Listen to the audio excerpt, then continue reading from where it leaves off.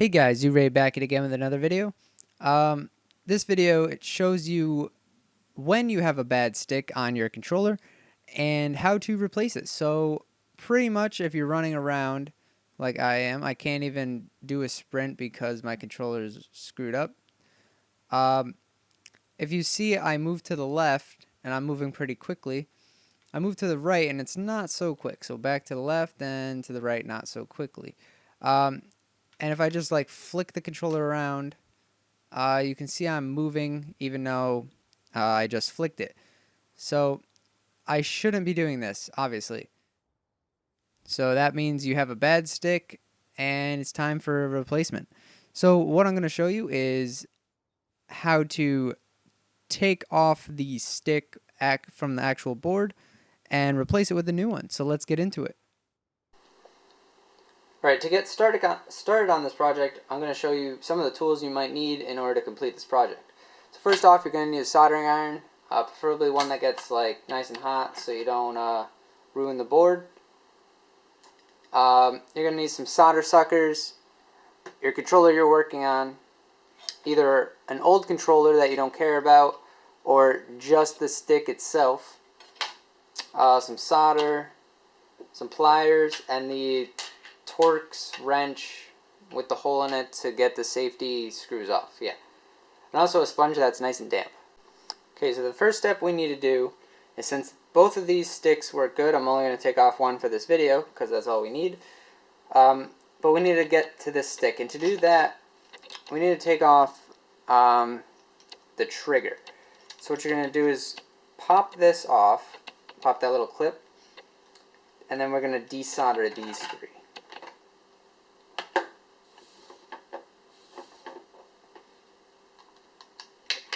What you're going to do is you're going to take your little sucker, put it down,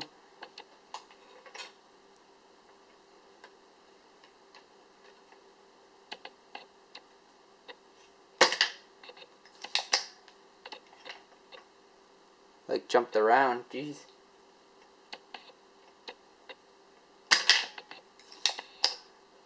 These things work great. I got it off of eBay for about $3 a piece.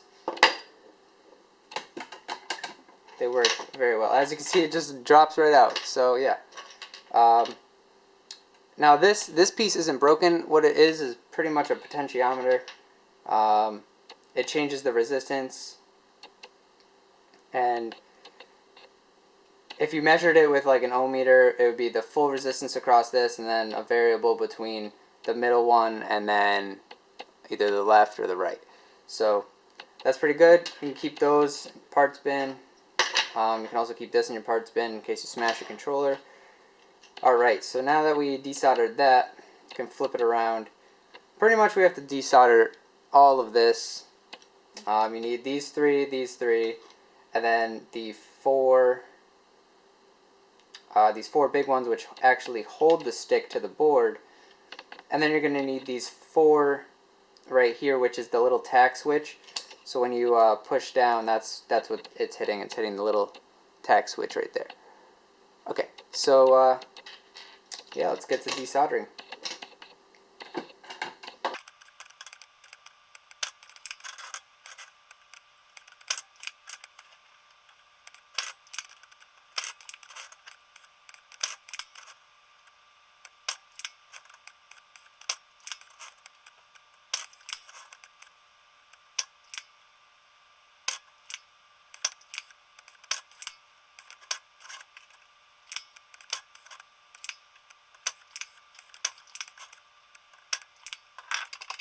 Okay, so after you take all of them, you should be able to just wiggle it back and forth.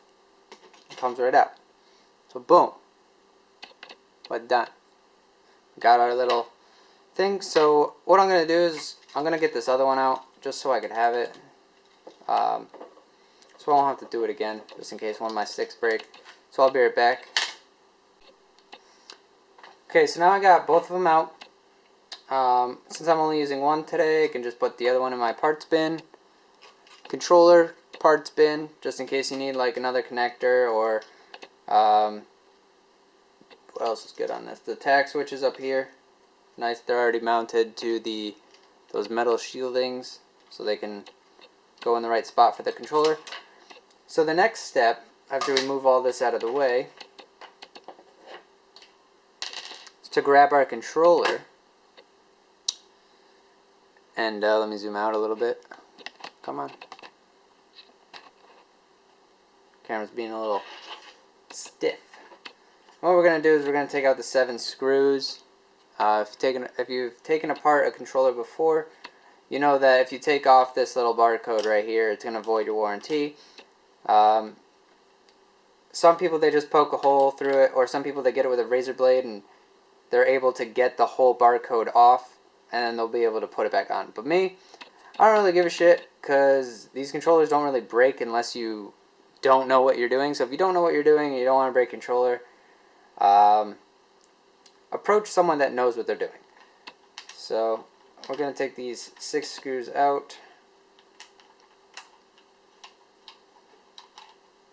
Remember, don't lose them, otherwise your controller won't stay together right. It might not, the button might not hit the contact on the board, and that'll give you a problem. Pretty much screw up your whole board.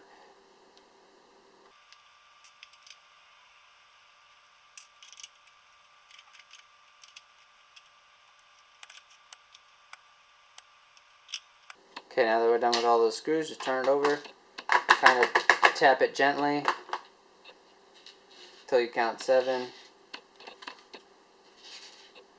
1, 2, 3, 4, 5, 6, 7 right here.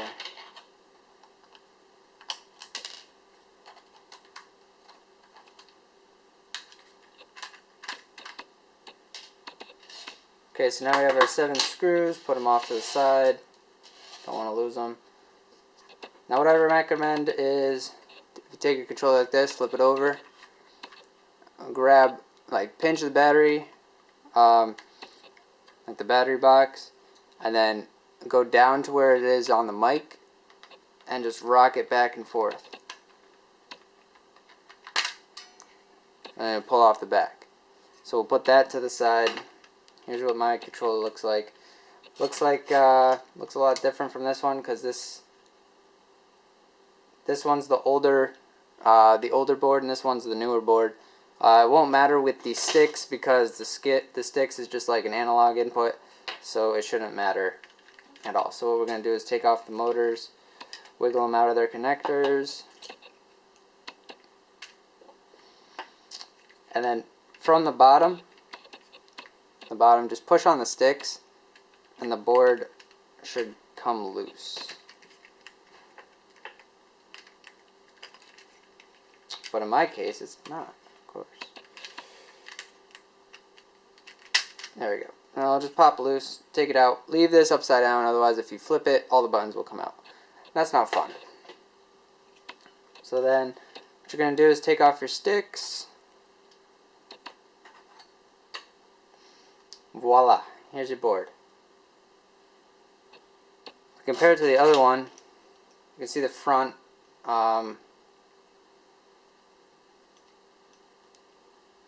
This one looks a lot cleaner than this one. Trying to see the real differences. You have the crystal in the front on this one instead of in the back on this one. There's not, I don't know, that's Microsoft, so whatever.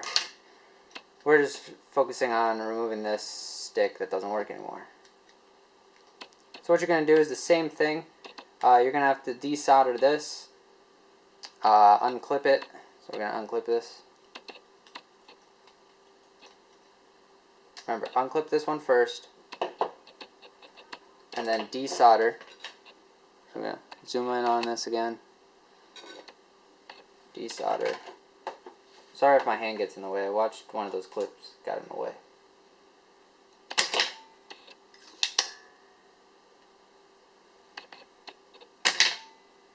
You kind of want to be more careful, especially working on the board that you're just trying to fix, because you don't want to ruin anything. So try to be quick with your soldering iron. Try not to burn anything else. Okay, there we go. So we're just going to wiggle it back and forth. Let's try unclipping this now.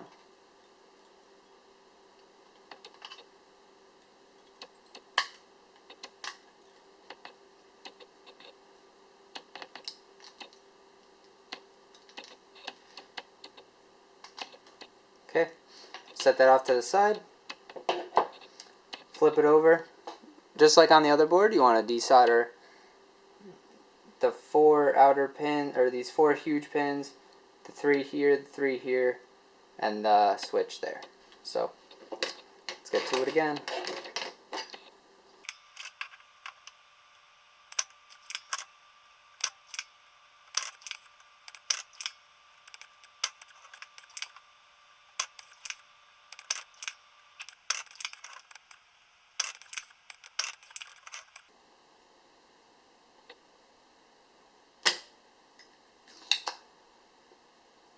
See, like what just happened right there? If I focus on this. Come on. Well, what I did was I accidentally pulled up the pad.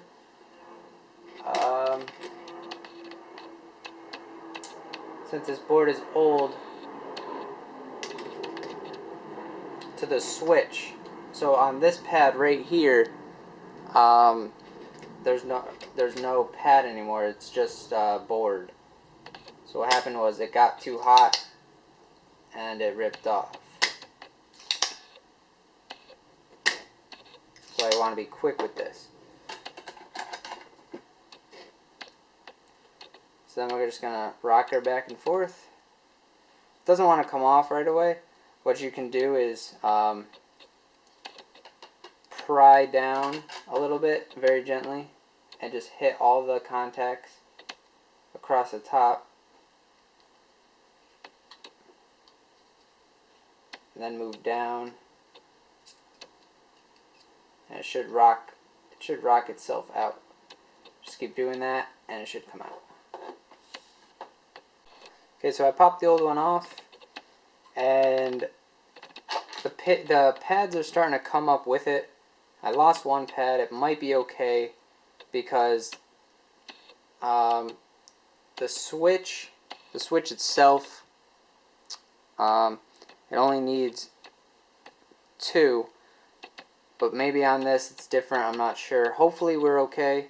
If we're not, then I'll have to try to scratch some of the trace away and try to solder onto that. But anyway, don't work with old boards because they're old. The pads are very sensitive to heat.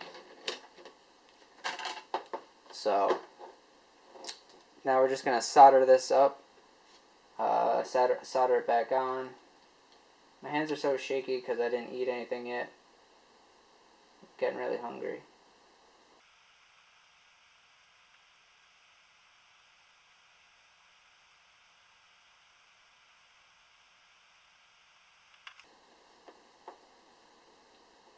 So I'm not going to solder that one pad that came off as of right now. I'll have to look into it if it doesn't work. So what we're going to do is, after it's soldered on, we're going to put this back in, the trigger. So you're going to line up the 3 holes, and then pop the clip in. And you're just going to solder the 3 leads on it. So let me get my solder.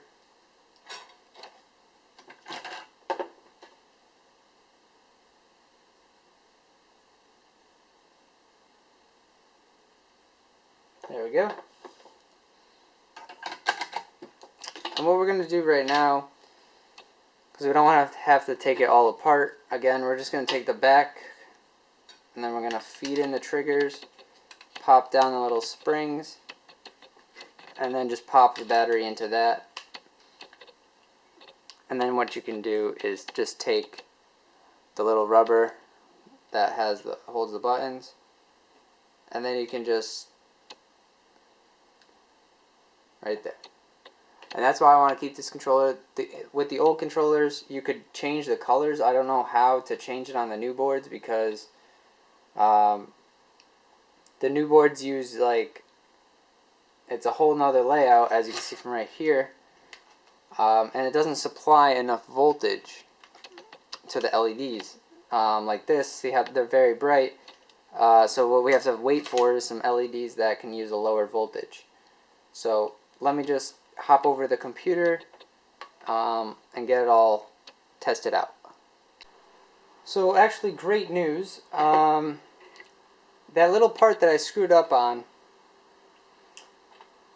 was brought on by this. See, like, what I did was I used my ohm meter and checked across 2 terminals, and by pushing the switch I looked to see if there was any change, and there was no change between any of them when I clicked the switch. So I tried on this one, and it did have a change when I went to click the switch across 2 terminals. So I said, hey, why not just try to swap them out right now. So let me bring up the game.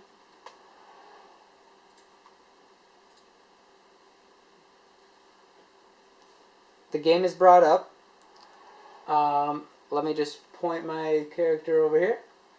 We're going to be walking forward, back, left, right. And you can see it's the same in all directions. Now when we bring it forward and snap it, you can see we can sprint now. So that is great. We didn't need that one pin that I screwed up on. Awesome. So we finally got that all set. So let me get rid of the game.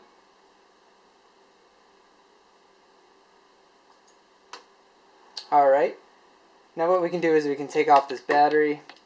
Now from here, let me zoom out because we're going to be putting this back together. You can put on both sticks. Make sure you like the way they feel. Take off the rubber piece. Get the other half of the controller. Put this rubber piece back on the buttons. Take out the board, flip it over, and drop it in. Push down slightly, and double check that all the buttons don't stick or anything. We don't want any of that. I think one of mine is getting stuck. Yep.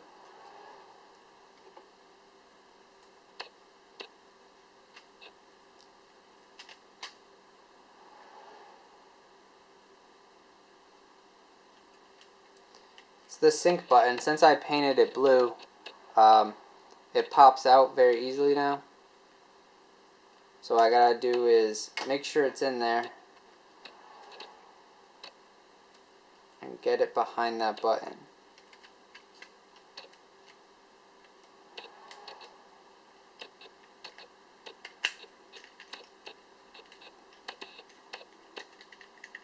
So now all the buttons are good. Double check the sync button, make sure that clicks nice and easy. So with it flipped over like this, we can put the motors back in.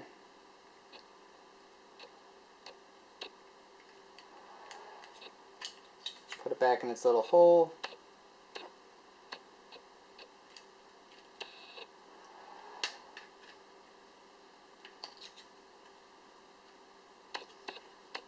So once that's all together like that, and you haven't forgot any of the trim or anything that fell off, you can just pop back the cover, snap it down tightly, double check the buttons one more time so we don't have to take it apart.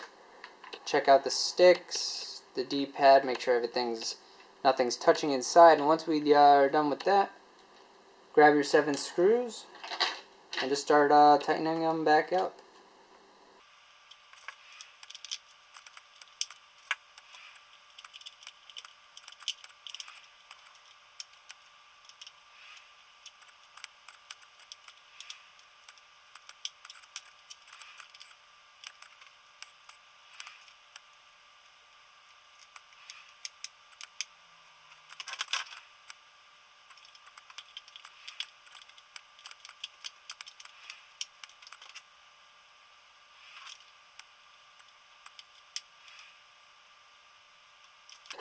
Alright, so that is all set.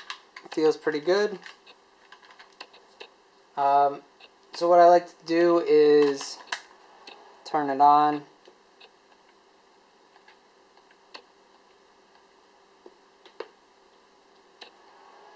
And what I'm going to do is just start up a match.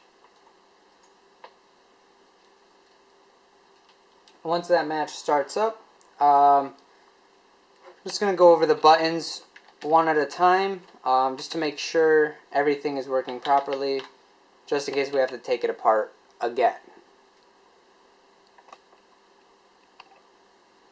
So I'm going to choose that class. So the A button does work.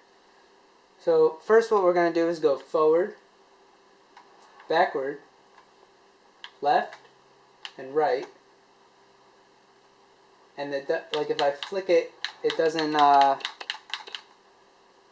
move at all. So we're going to go up, down, left, right. That works. Going to click the right stick. That works. Click the left stick. That works. Left trigger. Right trigger. Left bumper. That works. Right bumper. I don't like how that feels, but it'll work. A button, X button works, B button works, and Y works. And then we can go with the D-pad, but I don't have anything, and I'm pretty sure it works because the pad was on that. So yeah, that's how you fix your left stick and or right stick controller. Also, make sure the controller you're taking apart doesn't have defective buttons, like mine did. Good thing I took both of them off, because I would have been stumped, and this controller probably would have been junked, because I don't like shit that doesn't work right. So, what I'm going to do in one of my next videos is, I'm going to be installing a rapid fire into this when I get my, chips in the mail. I will take you through the process of programming the chip, installing the chip in the board, and also setting up the chip in the game. It uses the sync button, just by tapping the sync button. I have one right now.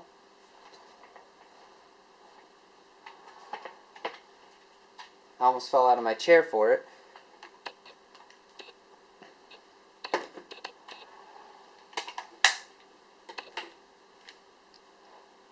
And you can see, if I zoom in, well, the battery wasn't dying. This light always stays on when it's in the off position. When I click the sync button, now it's off. You can see it blinking, going through the modes.